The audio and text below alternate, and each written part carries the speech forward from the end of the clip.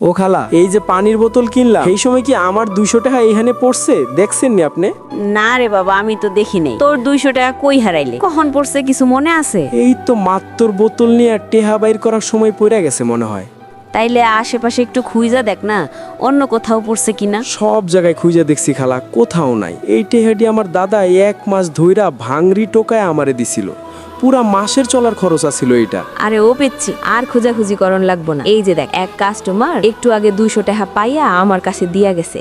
এই নে তোর টেহা। কিন্তু খালা, এটা তো আমার টেহা না, আমারগুলা তো খুচরা নোট ছিল, আর এইটা তো একদম করকরা নতুন নোট। আরে হ হ, ওই যে কাস্টমারে তোর খুচরা টেহাডি দিয়া আমার কাছে থেকে ভাঙতি নিয়ে গেছে, এই জন্য আমি তোর একদম আস্ত নোট দিয়া দিলাম। একই তো কথা। খালা, আপনার অনেক অনেক ধন্যবাদ। আরে ধন্যবাদের কিছু নাই রে বাপ, সাবধানে যাস। দোকানদার মহিলার এই বুদ্ধিদীপ্ত দয়া সত্যি মন ছুঁয়ে যাওয়ার মতো।